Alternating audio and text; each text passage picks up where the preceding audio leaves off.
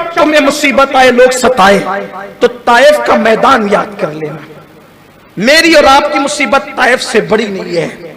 मेरे नबी जब ताइफ में गए थे तो उन पे इतने पत्थर मारे गए, इतने पत्थर मारे गए कि हुजूर अलैहिस्सलातु व तस्लीम की नालैन खून से भर गई। बोलो, कभी ये वक्त हम पर आ सकता है? कभी नहीं। मत घबराओ, भूख से मत घबराओ, प्यास से मत घबराओ, बच्चियों को तलाक दिया जाए तो मत घबराओ। हुजूर को पत्थर जब मारे गए, हुजूर के साथ जो मेरे आका के गुलाम थे ज़ैद बिन हारिसा फरमाते, मेरे आका जब सर से लेके पैर तक के खून बह गया और हुजूर पे गशी की कैफियत तारी हो गई, हुजूर बैठ गए नीचे। हुजूर एक दरख्त के नीचे बैठ गए तो उन ताइफ के ओबाश लड़कों ने हुजूर के हाथ पकड़ के खड़ा किए और हुजूर अलैहिस्सलाम की पिंडलियों पे मारना शुरू किया। ये कैफियत है। क्यों हिम्मत हारते हो? अपने नबी की तरफ देखो, अपने नबी की तरफ देखो। कोई कहते हैं मुझे घर से बेघर कर दिया, या हुकूमत सता रही है, दुनिया में हमें हुकूमतें सता रही। मैं कहता हूं कि यजीद की हुकूमत ने मेरे हुसैन को नहीं सताया।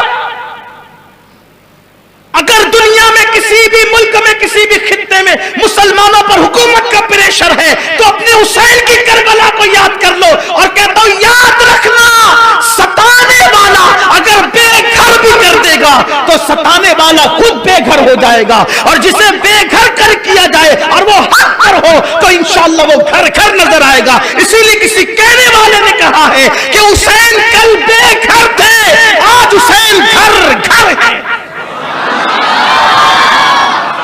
कल बेघर थे, क्यों?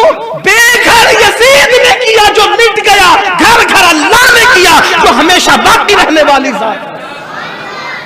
कभी मसले से नहीं घबराना, कभी। और आपको बताऊं, अल्लाह ना करे, अल्लाह, कभी तुम पर जिना का इल्जाम भी लग सकता है, बदकारी का इल्जाम भी लग सकता। तुम पाक दामन, एक बात हमेशा याद रखो, अपने मामलात अपने अल्लाह से दुरुस्त रखो, बस छोड़ दो, किसी की कोई औकात नहीं। कोई तुम पे जिना का इल्जाम लगाए, लड़की का इल्जाम लगाए, लिबासत, अगर इल्जाम है, इल्जाम की कोई हैसियत नहीं। तुम अगर सच्चे हो चुप रहो, कुछ नहीं बोलने का, खामोश। कहां से मिला? देख लो हुजूर की प्यारी ज़ौजा, हम सबकी अम्मी जान उम्मुल मोमिनीन सैयदा तैयबा ताहिरा, सैयदा तैयबा ताहिरा, मेरे नबी की ज़ौजा उम्मुल मोमिनीन हज़रत आयशा सिद्दीक़ा रज़ियल्लाहु ताला। मुनाफिकीन ने इल्जाम लगाया, और वो गंदा जो इल्जाम लगा उसका जिक्र नहीं करता, आप समझ गए इल्जाम क्या लगा। ऐसा प्रोपेगेंडा किया मुनाफिकीन ने कि 12 कलमा पढ़ने वाले मुखलिसीन भी उसका शिकार हो गए, और वो भी कहने लगे कि इन्होंने ऐसा किया, इन्होंने ऐसा किया। उम्मुल मोमिनीन को पता चला मेरे बारे में इतनी गंदी बात। उम्मुल मोमिनीन चली गई अपनी अम्मी के यहाँ, उम्मुल मोमिनीन चली गई अपनी अम्मी के यहाँ, कुछ नहीं सफाई, कोई सफाई पे नहीं। क्या कहा पता है? हुजूर मिलने आए तो आका दो सहाबा में कह चुके थे कि मैं उसको खैर से के अलावा उसका कुछ नहीं जानता। उनकी कनीज को, जो उनके यहाँ रात दिन रहती थी घर में, उनकी कनीज को बुलाया। मौला अली ने कहा तुझे मारूंगा वरना सच बोल, क्या क्या मामला है, सही बता। हालांकि मौलाए कायनात भी पहले क्या बोल चुके थे, या रसूल अल्लाह आपकी बीवियां पाक है। क्यों? दलील क्या प्यारी दी मेरे मौला ने। मौला अली कहते हुजूर आपकी नालैन में जू का खून लग गया। किसका खून? जू कितनी बड़ी होती है, हैं? इतनी सी होती है। खून उसका कितना होता है? इतना सा। उससे नापाकी होती है मुफ्ती साहब, हैं? इतना सा खून जू हुजूर की नालैन में लग गया। अल्लाह ने कहा प्यारे महबूब तेरी नालैन में जू का खून लग गया है। प्यारे जिस नालैन में जू का खून लग जाए वो तेरे पैर में हो, हम पसंद नहीं करते।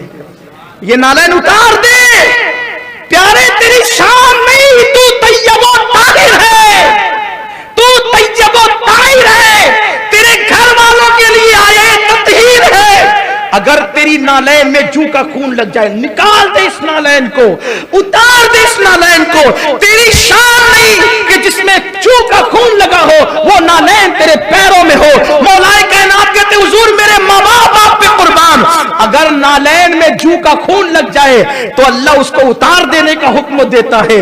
अगर कोई बीवी आपकी माअज़ल्लाह कोई गलत काम करे तो अल्लाह उसको आपके निकाह में रखना कैसे पसंद फरमाएगा। जब नालैन पे जू का खून लगे वो पसंद नहीं है तो किसी पर गंदी नजर पड़े और वो आपके हरम में रहे, अल्लाह को ये गवारा नहीं होगा। लेकिन जब पूछने की बात आई तो मौला कहने लगा तुझे मारूंगा, सही बता।